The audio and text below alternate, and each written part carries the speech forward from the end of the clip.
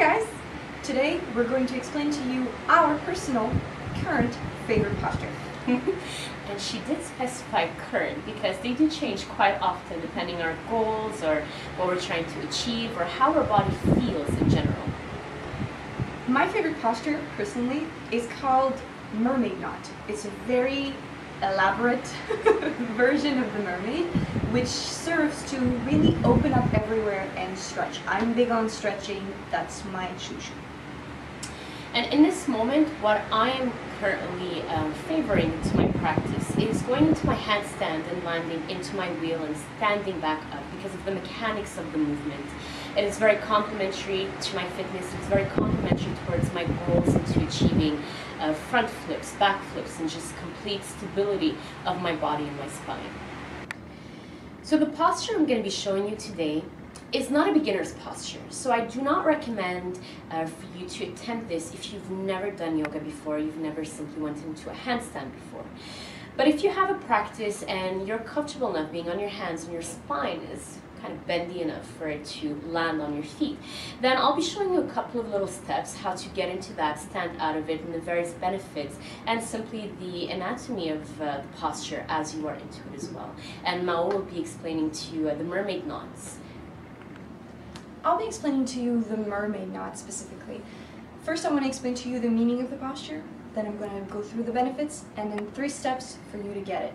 Also understand that it's not a beginner posture, so there are levels that you can go through and steps. If you stop at step 1, that's as good as going all the way to step 3.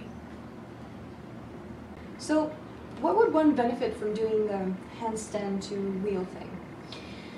Well, to be honest with you, people look at these postures and it's very fun to look at, it's impressive, but there's a lot more depth into achieving this posture because you're actually facing physical fear. You're facing the fear of falling. You are gaining strength, you're gaining stability, you're gaining complete awareness against gravity. So you're taking your body, you're finding the strength to hold yourself upside down, and you're finding the courage to flip into the unknown. So postures like that, it's not just about them looking cool. They do look cool. I mean, who doesn't want to flip all over the place? But they actually help you gain mental strength, physical strength, and it becomes overall pure mobility into the body. So I think you do gain a lot, especially as an athlete, to be able to use all the body into movement. Is there a meaning specifically to that little transition or to these 2 postures? I think everyone can add their own meaning to a posture. I think that's the whole journey of yoga. It's to be able to discover your meaning as you are exploring your body.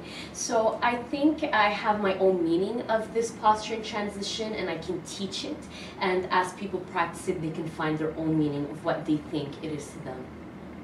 So now, if you have to break it down to me, 3 steps. I would say first thing, achieve a perfect downward facing dog. If you cannot do a perfect downward facing dog and your shoulders are not behind the ears, like completely on your back, and the biceps are behind the ears, then do not attempt flipping over into that.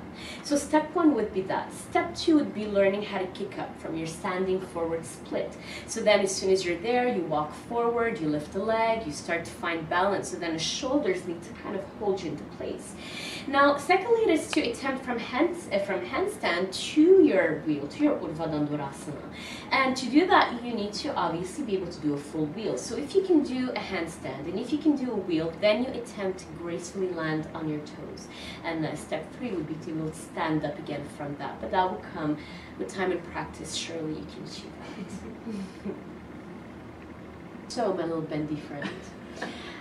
So you're going to explain to us mermaid knots, and I think that it's a wonderful posture. To you it comes very easily because you have very flexible shoulders, but for example, for someone like myself who trains and uses this part of the body a lot, what would be the steps to make this successful to me?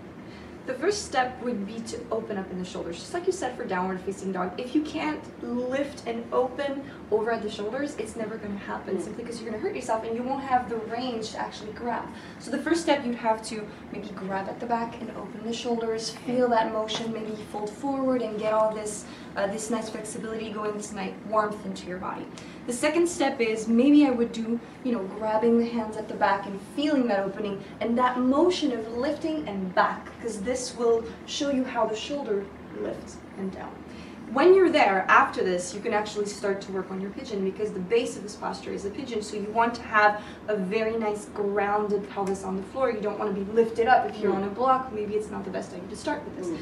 In a normal pigeon, you'll have the knee very outward. You want this leg to be kind of like a 90-degree angle. Okay. In this specific variation, you want your foot to be way closer to your hip so that you can actually grab it by the back.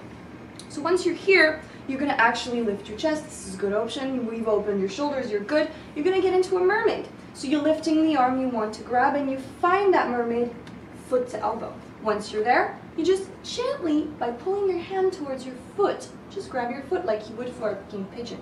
And after this, it's easy peasy. We're there. Your arm that's now free to move because you're all over there can just gently come and grab that foot that we have placed next to the hip earlier. So these are, to me, basic steps to get into the postures. Can't wait to go check that out.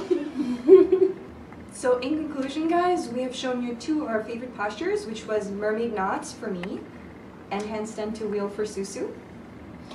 And if you have any questions on how to get into the postures, if you have any questions on steps or classes, you can always reach us through social media, on Facebook, on Instagram, where we regularly post these upcoming videos. And stay tuned for our next video, which is about, what is it about now? Anatomy, do's and don'ts of certain postures, which might go into chaturanga. So stay tuned for next week. Have a wonderful day.